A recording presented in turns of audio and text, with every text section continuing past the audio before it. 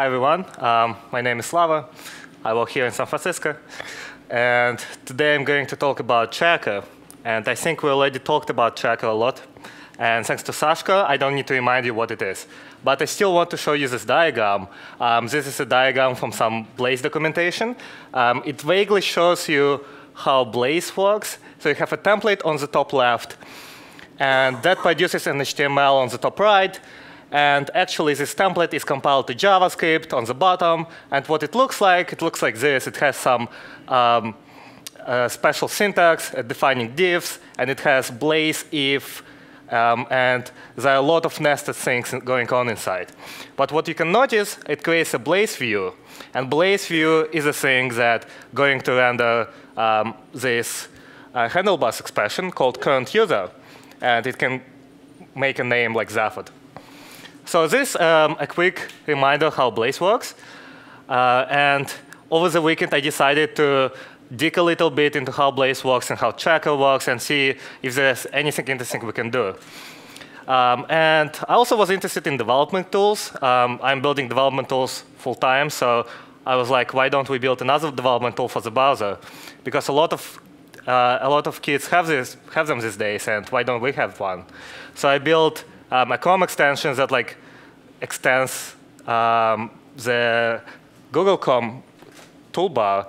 And I stole this from some other guy. It's not me. I wasn't genius enough to do that. But he did something interesting. He did oh, you can get data from any part of your HTML page. So that's cool. So I thought, why don't I build something useful where our production users hit?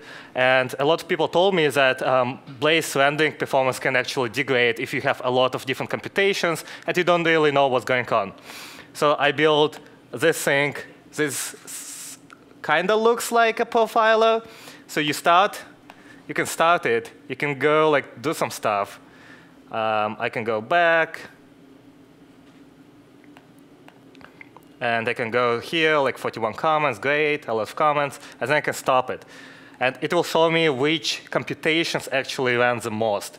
And the idea is, if you have something slow, you will be able to identify what actually is taking a lot of time. So right now, everything was fast, and the biggest chunk of time was taken by dynamic template materialize, which is not really interesting. But I have a different example where it is interesting. So I have this toy app, just for demo. I just render a lot of elements. Well, by a lot, I mean just 1,000. And I show field A and field B. And I have my collection. It has 3 fields, A, B, and C. But I filter out C. I say, don't even query that from my database, just A and B. And I also have a function here that is going just to update every document on the page every split a second. But you can see everything is good. Everything just works fine. And if I collect a profile, I stop it, nothing is there. It's empty. I'm just not really good at CSS, but it actually means nothing happened. So now I will comment out this line, which says, don't query field C. So it will query everything. And let's see what happens now. So I refreshed my page, and it's really slow, it's really laggy. I cannot even scroll. So what's going on? Let's start the profiler, and let's stop it. And it will show you that it just renders field A a lot and field B. And for some reason, field A takes more time than field B. Who knows why? But if we look at the number of computations, both of them just have a lot of computations. So that's interesting. We are changing field C, but on the page, you don't even depend on it. And I could have made it bigger, I guess, in the beginning.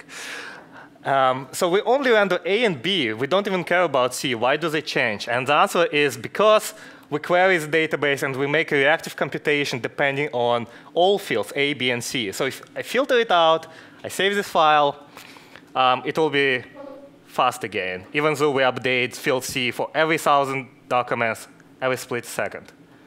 So if I refresh it, it's just very fast again. So yeah, there's a tool that I built. It's on GitHub. I don't think you can use it right now because it's not really good.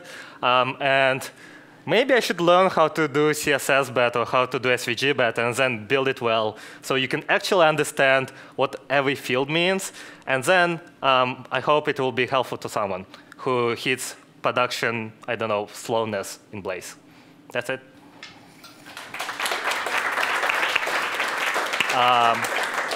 And here's a GitHub repo. I don't know if you care, but yeah, 3 stars. Yay.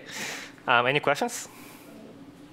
Yeah. Does the code need to be instrumented, or does it need to be in debug mode or anything to use it?